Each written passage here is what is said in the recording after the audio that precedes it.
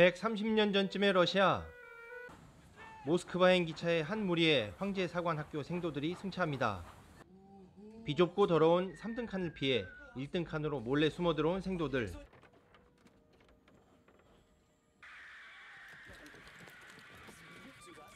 주인공 안드레이를 놀리기 위해 여성이 있는 객실에 혼자 남겨둡니다. 이래서 친구를 잘 만나야 한다고 했던가요? 이 만남이 기구한 운명의 시작이 될지 누가 알았을까요? 어쨌든 제인과 단 둘이 마주하게 된 안드레이. 한눈에 반해버리고 맙니다. 오가는 샴페인 속에서 안드레이가 부르는 피가로의 결혼식을 들은 제인. 그녀의 마음 또한 설레이게 됩니다. 그러나 제인은 일반인 여성이 아니었죠. 바로 이 시베리아의 이발사라고 불리는 미국산 벌목기를 러시아 정부에 납품하기 위한 로비스트 여인이었습니다.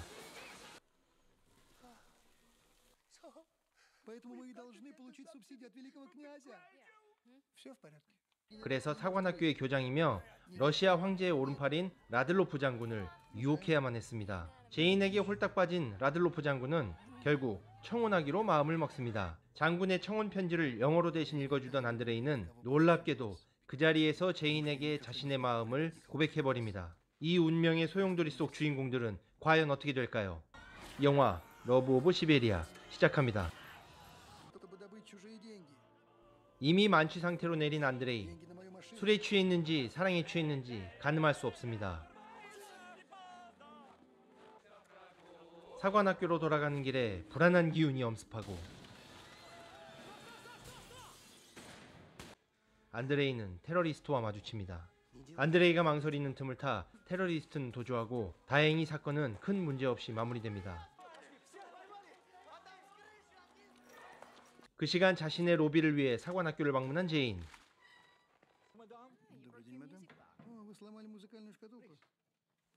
일단 라들로프 장군의 환심을 사는데 성공한 듯 보입니다. 사관학교 연례 행사인 무도회를 준비 중인 생도들.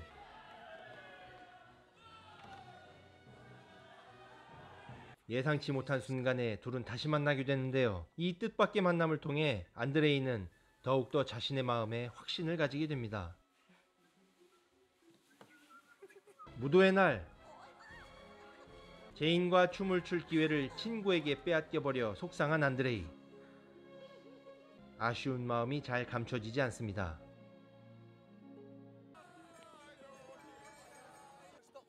숙소로 돌아가는 길.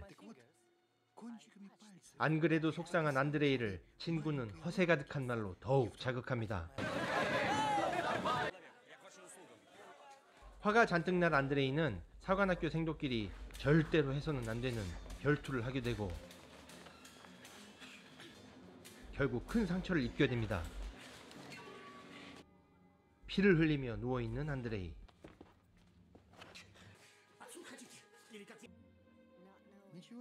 반대로 제인은 자신의 목표를 위해 장군과의 관계 발전에 정성을 다합니다.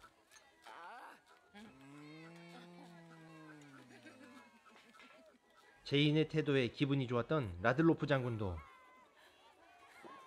신나게 보드카를 마시며 축제를 즐깁니다. 결국 만취 상태로 아침을 맞이한 라들로프 장군. 해장엔 역시 모닝 보드카죠. 주인공 안드레이와 결투를 치렀던 친구는 제인의 집을 방문합니다. 그렇게 안드레이가 다쳤다는 소식을 전해 듣게 된 제인. 지체 없이 안드레이가 있는 병원으로 향합니다. 제인의 뜻밖의 방문에 놀라는 안드레이. 음식까지 차려주며 회복을 바라는 제인의 따뜻한 마음씨에 마음의 병까지 나은 것 같은 안드레이입니다.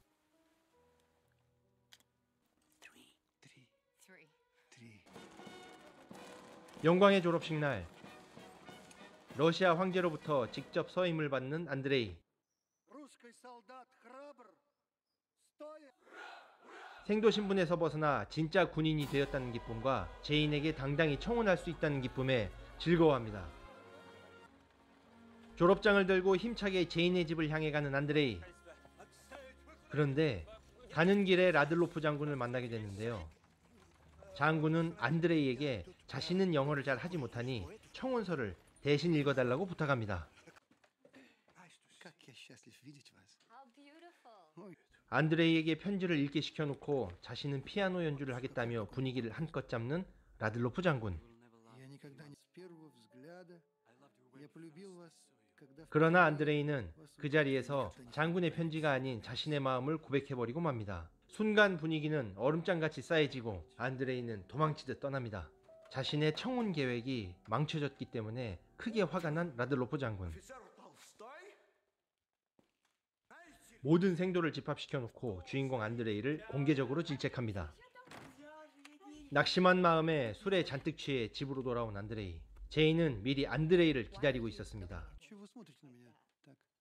한 가지 확인할 것이 있다며 뜸을 들이는 제인.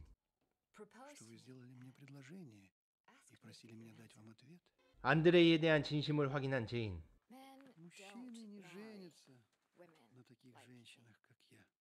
자신의 몸을 허락하려 안드레이 앞에서 옷을 벗습니다. 그러나 안드레이는 그녀의 그런 행동에 속이 타들어만 가고 그녀를 거절합니다. 거절당했다는 창피함에 서둘러 집을 떠나려는 제인. 안드레이는 충격으로 인해 기절하고 맙니다.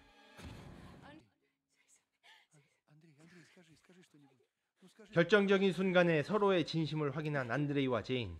안에서 무슨 일이 벌어지는지는 바깥에서 그 소리를 듣고 있는 하녀의 표정으로 잘 알 수 있네요. 서로를 확인한 제인은 자신의 모든 것을 고백합니다. 자신은 황제의 지원금을 얻기 위한 로비스트이며 지금같이 살고 있는 노인은 자신의 계부이고 어릴 적부터 자신을 엄마 모르게 범했던 인물인데 엄마는 그런 사실을 모르고 돌아가셨으며 그런 상황에서 자신이 선택할 수 있었던 것은 더 큰 돈을 버는 것뿐이었다. 그런데 혼자서는 돈을 벌 수 없어서 결국은 계부를 다시 찾아 지금 여기까지 온 것이다라고 말이죠. 졸업식의 마지막 행사이며 황태자를 모시고 생도들이 공연하는 날.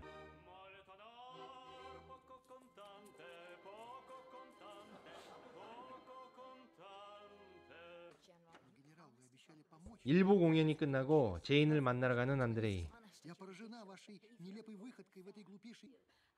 그러나 우연히 라들로프 장군 앞에서 자신을 어린아이 취급하며 또 다른 모습을 보이는 제인을 목격한 안드레이.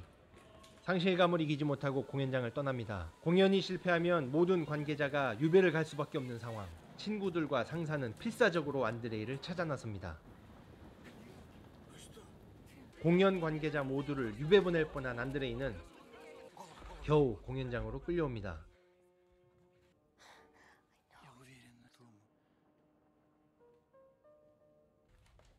그러나 눈앞에서 벌어지는 제인과 라들로프 장군의 행동을 견뎌내지는 못합니다. 결국 일어나선 안 되는 일이 벌어지고 맙니다.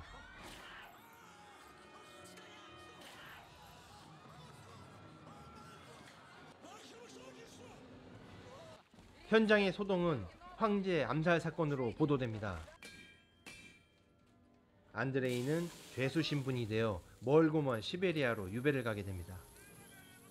10년 후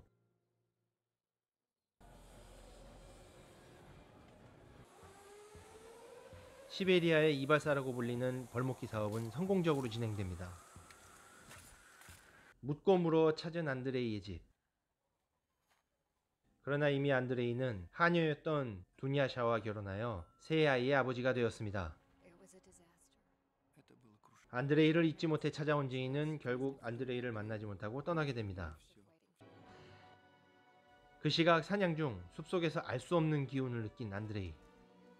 그 기운의 발원지를 찾아 필사적으로 뛰고 또 뜁니다.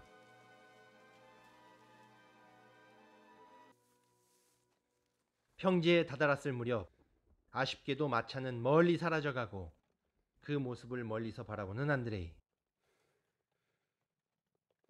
제인을 다시 보았다면 무슨 말을 전했을까요? 안드레이 역을 했던 올렉 멘시코프의 깊은 눈빛이 기억에 남는 시베리아의 이발사였습니다. 감사합니다.